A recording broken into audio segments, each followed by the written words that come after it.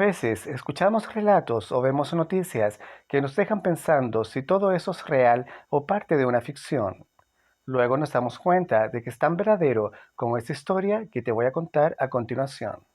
Hola, mi nombre es Andrés y te doy la más grande bienvenida a mi canal Crimen, Misterio y Terror, donde te contaré historias y sucesos que han marcado al mundo.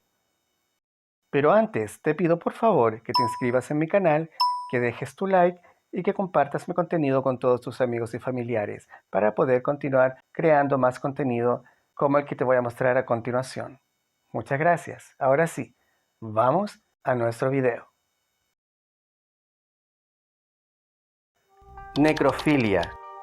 La necrofilia se define como una parafilia caracterizada por la excitación sexual resultante de la vista o el contacto con un cadáver. La motivación más común para la necrofilia es la posesión de una persona que no ofrece resistencia ni rechazo. Caso: Dennis Andrew Nielsen, el necrófilo escocés. Dennis Andrew Nielsen nació en Escocia, en la ciudad de Fraserburgh, el 23 de noviembre de 1945, en un ambiente familiar poco afectuoso. El matrimonio de sus padres duró solo 7 años, en gran parte debido al alcoholismo de su padre. El joven Nielsen vivía con su madre y sus 2 hermanos en la casa de sus abuelos maternos. Dennis tenía una relación muy estrecha y amorosa con su abuelo. Él fue en quien confió y se inspiró y admiraba. Los dos estaban muy unidos. Nielsen era el nieto favorito de la casa. Sin embargo, por causas naturales y dada su avanzada edad, su abuelo falleció. Pero lo que más traumatizó a Dennis no fue la muerte de su abuelo en sí misma, sino la forma en la que se enteró. La infancia de Nielsen estuvo llena de shocks psíquicos, como por ejemplo, a los 8 años casi se ahoga en el mar y fue salvado por un adolescente, pero a pesar de ser salvado, Dennis estaba inconsciente y mientras tanto, quien lo salvó, que debería ser un héroe, lo molestó sexualmente.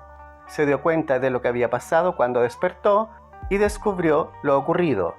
A los 10 años vio a su madre volver a casarse, esta vez dando a luz a 4 hijos más. Al final, Nielsen terminó siendo abandonado y se convirtió en un niño necesitado y solitario, un sentimiento que duró hasta la edad adulta. Durante su adolescencia no hay muchos relatos sobre su vida sexual, pero siempre se sintió atraído por jóvenes de su mismo sexo. A los 16 años se alistó y sirvió en el ejército, donde trabajó como cocinero. Fue allí donde adquirió la habilidad de cortar con cuchillo, de la típica forma que lo hace un carnicero, lo que en el futuro le resultaría extremadamente útil para sus prácticas criminales. También fue ahí, en el ejército, cuando comenzó a consumir mucho alcohol. Durante su servicio militar, durmió en una habitación privada, en parte para evitar llevar a cabo sus retorcidas fantasías sexuales, que ya en ese momento terminaron volviéndose cada vez más macabras. Hasta el punto de que se dio cuenta de que solo alcanzaba el clímax cuando se imaginaba copulando con una persona fallecida. Se maquillaba para simular sangre y así darle tonos más realistas a su imaginación. A los 27 años dedicó su vida a convertirse en policía. Quedó asombrado con las clases de autopsia, tan deslumbrado que abandonó su carrera. Las clases expositivas no fueron suficientes para satisfacer la compulsión de ese adulto atormentado por los traumas infantiles. Él quería aún más y realmente ensuciarse las manos con algo real. Nielsen estaba muy solo y sobre todo necesitado. Como tenía grandes dificultades para relacionarse con otras personas, le resultaba difícil llenar este vacío existencial. Pero no faltaron los intentos por su parte. Su vida nocturna se limitaba a conocer hombres en pub y llevarlos a su casa, claramente bajo estados etílicos muy elevados de alcohol. En casa tenía relaciones sexuales con sus invitados, pero cuando despertaba otra vez estaba solo, sin cariño, sin amor, porque todo era solo sexo. Insatisfecho con esta situación, sus nuevos compañeros sexuales, curiosamente, comenzaron a permanecer bajo su compañía. Pero esta vez, eso pasaba porque estaban muertos.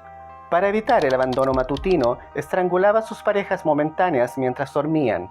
Así, ya sin vida, podría acariciarlos, ducharse juntos, mirar televisión, masturbarse encima de los cuerpos y hablar de su vida personal. Era lo que siempre quiso. sus días de soledad habían terminado. Dennis solía hablar con los cuerpos de sus víctimas como si estuviesen vivos, algo que para él era lo que más le tranquilizaba y gustaba. Cuando tenía que ir a trabajar, escondía el cuerpo debajo de las tablas de su sala y al regresar a su casa volvía a sacar al difunto para llenar su vacío. Para evitar el horrible olor a carroña, colocaba desodorante por toda la casa. Desde el momento en el que el cuerpo comenzaba a descomponerse, Nielsen lo desmembraba con un machete extremadamente afilado y hervía la cabeza de su víctima en una olla grande que tenía en su cocina para que fuera más fácil así extraer la carne. También guardaba partes de cadáveres en su jardín. Las escondía por toda la casa, ya fueran armarios, alacenas, cajones, como también las incineraba o simplemente las tiraba por el retrete. De hecho, debido a que descartó tantos restos de sus víctimas por las cañerías, fue descubierto por la policía. Un día, en el edificio donde vivía, sus vecinos ya no podían tirar de la cadena del inodoro y llamaron a un fontanero llamado Michael Catran. Cuando Catran fue a la caja de inspección del alcantarillado con una linterna, no podía creer lo que vio. Fue la escena más siniestra que jamás había presenciado en su vida. Había más de 30 trozos de carne interrumpiendo el flujo de la letrina, y no parecían simples sobras de comida de un fin de semana. Asustado, el fontanero decidió regresar al otro día con su supervisor para ver la real dimensión de los hechos. Nielsen, aprovechando el descubrimiento que había realizado Catran, bajó a la caja de inspección y recogió los restos.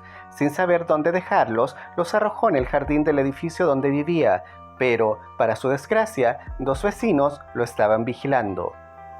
Al otro día, cuando Catran volvió con su supervisor y colega, prácticamente no quedaban trozos de carne, ni menos la tan escalofriante escena del día anterior. Fue entonces que los vecinos que vieron a Dennis decidieron llamar a la policía. Peter Jay, inspector jefe de policía que atendió la llamada y fue hasta el lugar, entregó los trozos de carne que aún bloqueaban la letrina al Dr. David Bowen, profesor de la Universidad de Londres. Ahí, los resultados de los peritos demostraron que se trataba efectivamente de carne humana. Luego, la policía fue al apartamento de Nielsen y lo presionaron para que dijera dónde estaba el resto del cuerpo, y en el mismo momento, con mucha frialdad y naturalidad, Dennis respondió: «En bolsas de plástico, en el armario cerca de la puerta». Jay preguntó además: «¿Estamos hablando de 1 o 2 cuerpos?». Y Dennis, sarcástico, se rió y respondió fríamente: «15 o 16». Ya en la jefatura de policía, Nielsen confesó casi todos sus crímenes y ayudó a las autoridades policiales a identificar a algunas de las víctimas. El necrófilo escocés dio datos e informó con precisión las técnicas utilizadas en sus crímenes, sin mostrar ningún remordimiento. Resolvió todas las dudas y preguntas, tanto sobre el modus operandi como sobre la veracidad de la información. Después de más de 30 horas de testimonios, la policía logró reconstruir los cuerpos de las víctimas. Uno de los cadáveres encontrados aseguró el arresto de Nielsen para que pudieran continuar con las investigaciones. Nielsen permaneció en prisión en Brixton, Londres, hasta la fecha de su juicio. Durante este periodo, las autoridades policiales encontraron más de 1000 fragmentos de huesos en el jardín de su casa. La confesión antes y durante la prisión y la descripción detallada de los crímenes en más de 30 horas de testimonios, como las pruebas materiales encontradas como las bolsas para cadáveres en el armario y los huesos en el jardín, fueron destacados en el desarrollo de la investigación y en el reporte final. Luego de eso, se formalizó la acusación, imputando a Dennis Nielsen 6 asesinatos y 2 intentos de asesinato. Al necrófilo escocés ya solo le quedaba esperar el juicio con el jurado. El juicio se inició el 24 de octubre de 1983 con una intensa cobertura televisiva. Dennis Nielsen estaba asustado por la reacción de los medios ante sus crímenes. Su deseo era simplemente ser visto como un hombre común y corriente, pero fue él mismo quien creó esa imagen de monstruo. Así, la fiscalía, representada por el fiscal Alan Green, se centró en las declaraciones hechas por Nielsen en la sede de la policía, sosteniendo que sabía exactamente lo que estaba haciendo y que no había indicios de enfermedad mental. Green enumeró a 3 víctimas que escaparon de los ataques. Los testimonios causaron graves daños a la tesis defensiva. El juicio finalizó el 3 de noviembre de 1983. Los jurados se retiraron para decidir y emitieron su veredicto al día siguiente. Dennis Nielsen fue declarado culpable de todos los cargos imputados por la Fiscalía y condenado a cadena perpetua, sin posibilidad de libertad condicional. El necrófilo británico mató al menos 15 hombres entre 1978 y 1983 en Londres. A sus 70 años y sin perspectivas de salir de prisión, Dennis Nielsen se dedicó a escribir sus ideas, pensamientos y recuerdos. Pero las autoridades británicas bloquearon la iniciativa. A pesar de la negativa, Nielsen reveló que el trabajo proporcionaría informes e información sin precedentes. La expectativa que tenía el escocés era que su autobiografía se hiciera pública tras su muerte. Dennis Nielsen falleció el 12 de mayo del 2018 a los 72 años en North Yorkshire, Inglaterra. ¿Qué opinas de esta impactante y desquiciada historia? ¿Realmente puede un ser humano llegar a tal extremo de perversión y crueldad? Me gustaría mucho saber tu opinión. Recuerda que todas estas historias son lecciones de vida, por lo que nos ayudan a pensar antes de cometer cualquier error.